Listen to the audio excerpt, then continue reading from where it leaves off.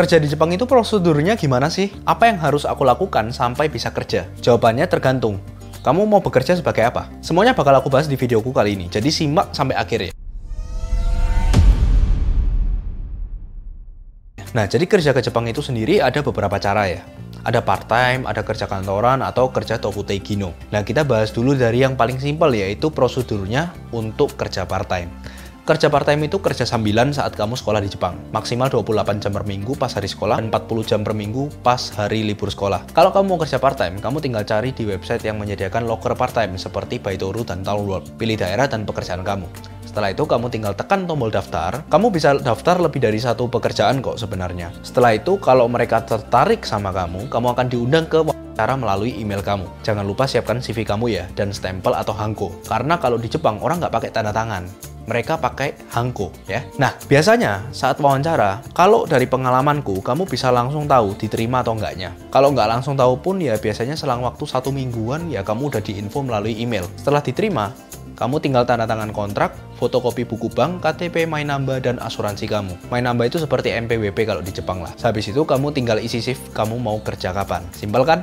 Biasanya mulai dari daftar sampai kerja itu nggak sampai seminggu kalau dari pengalamanku. Nah, untuk kerja part-time, kamu butuh level bahasa dasar atau ya sekitar bahasa Jepang level N5-an lah ya minimal. Dimana ini kalau serius, ya kamu belajar sekitar 1 bulanan kamu bisa sampai level ini. Dan part-time ini minimal usia 18 tahun. Tentu semakin tinggi level bahasa kamu, maka semakin bagus juga kerjaan yang bisa kamu dapatkan. Nah, yang kedua, kerja kantoran. Kalau kerja kantoran, kamu minimal punya gelar.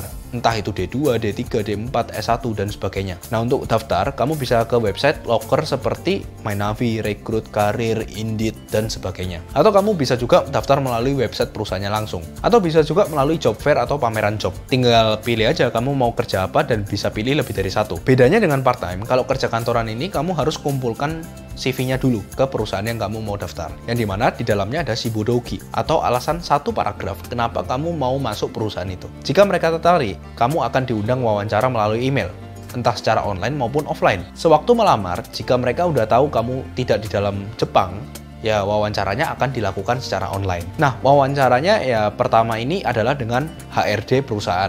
Jika lolos, kamu akan diundang lagi wawancara kedua langsung dengan atasan kamu. Kalau lolos wawancara kedua, maka kamu akan dinyatakan lolos dan bisa lanjut ke tanda tangan kontrak. Jika posisi kamu di Jepang, maka kamu bisa mulai kerja langsung sesuai dengan kesepakatan kamu dengan pihak perusahaan. Jika posisi kamu di Indonesia, maka kamu harus urus COE dulu, baru terbitkan visa kerja untuk izin tinggal kamu di Jepang. Baru kamu bisa berangkat kerja di Jepang. Nah, untuk COE dan visa ini prosesnya kurang lebih 3-4 bulanan, tergantung imigrasi lagi rame atau enggak. Nah, untuk beberapa kantor, mereka ada penerimaan karyawan baru itu setiap bulan 4 tiap tahun. Jadi meskipun kamu diterima bulan 1, namun baru bisa mulai kerja bulan 4. Biasanya perusahaan-perusahaan yang udah gede yang menerapkan sistem ini. Dan untuk kantoran, minimal bahasa Jepang kamu itu ya level bisnis atau N2. Dimana kalau kamu serius, belajar tiap hari 2-4 jam, ya kamu bisa dapat ini sekitar 7-9 bulanan. Ketika udah punya level bahasa, untuk proses cari kerja hingga mulai kerjanya, tergantung. Sekitar 1 bulan kalau cepat, bisa 6 bulan lebih kalau kamu nggak dapat kerja. Kalau posisi kamu di Indonesia, seperti yang aku bilang tadi, tambahkan ya sekitar 4 bulanan lagi untuk urus COE dan visa. Ya, tapi tentunya proses ini nggak perlu jika posisi kamu udah di Jepang ya. Nah, yang terakhir yaitu adalah kerja Tokutei Gino, atau kerja lapangan yang bisa dilakukan anak dengan minimal tamatan SMA atau SMK sederajat. Berbeda dengan kantoran atau kerja part-time, yang nggak ada batasan usia. Tokutei Gino ini cenderung batas usianya sampai 45 tahun, tergantung bidang kerjanya. Tapi emang harus aku akui ya, kebanyakan bidang kerja menerima usia sampai 32 atau 35 tahun sih. Nah, kerja Tokutei Gino ini ya seperti pertanian, perhotelan, perawat orang tua, restoran, pabrik makanan, dan sebagainya. Ya, yang lapangan itu ya. Kalau untuk Tokutei Gino, ini alurnya kamu harus urus dokumen yang dibutuhkan dulu, seperti akta lahir, KK, KTP, SKCK, dan sebagainya. Setelah itu, kamu akan melakukan job matching atau pencarian job yang sesuai dengan bidang yang kamu mau. Nggak punya pengalaman di bidang itu pun nggak apa-apa, asalkan ada level bahasa dan sertifikasi yang dibutuhkan. Nah, nanti aku bakal bahas tentang level bahasa dan sertifikasi ini. Nah, untuk job matching ini, ada beberapa cara. Antara lain, kamu menggunakan LPK atau agen pemberangkatan dari Indonesia. Atau kalau kamu nggak mau keluar biaya untuk LPK karena mahal, kamu bisa ikut pelatihan bahasa dan keterampilan.